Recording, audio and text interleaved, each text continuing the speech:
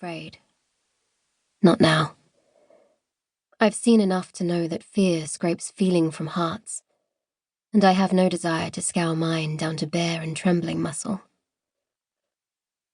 Still, after what has happened, in this moment of honey light, the air a censer of eucalyptus, I wonder how many days remain to me, and whether, if I pass out of existence without testament, something necessary will be lost.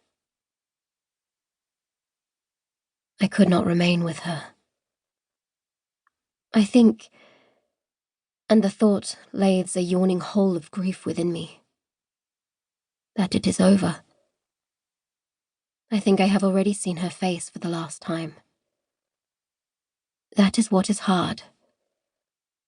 That is what has brought me up here amongst the trees. And now, one of these days, I will be gone. Perhaps that is why I want to bear witness. I feel it as an urgency within my body. If I rest my fingers against my mouth, I feel my lips move in readiness to speak. The light is rising. The wind rises. I lift my face to the sun as it fills the world.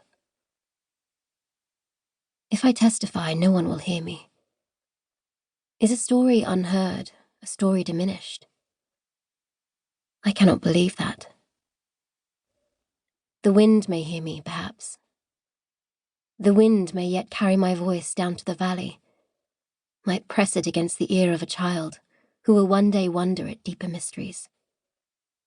The inheritance of miracles. I can be satisfied with that.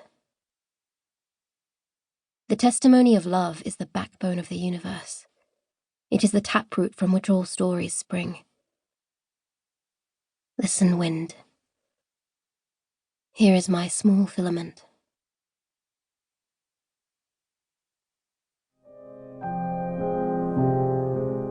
Before.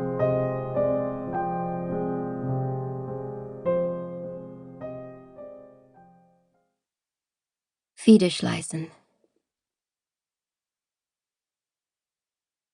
One night, years ago, in the autumn of 1836, I was lying under the walnut tree in my family's orchard, listening to the tapping of raindrops sliding from leaves to soil.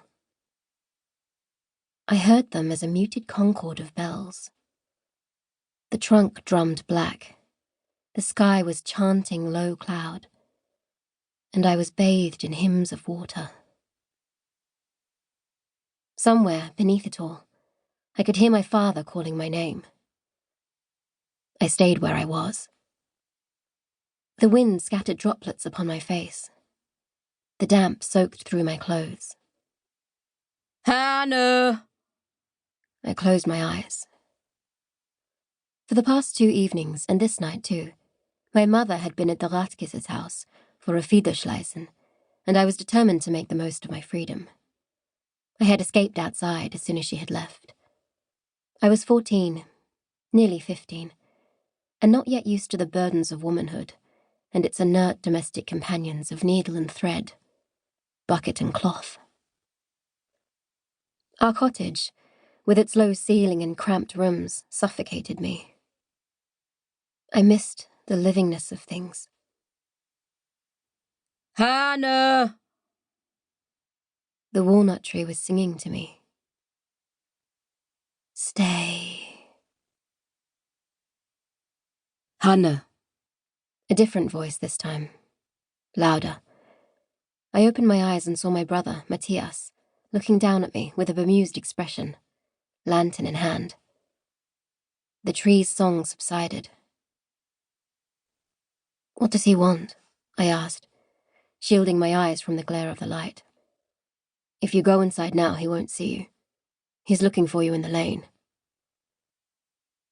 Matthias set the lantern on the ground and helped me to my feet, and together we walked through the orchard, heady with the smell of rain on loam and fallen leaves, to the mud of the yard.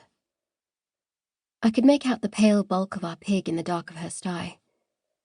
She lifted her head to look at us as I turned the doorknob.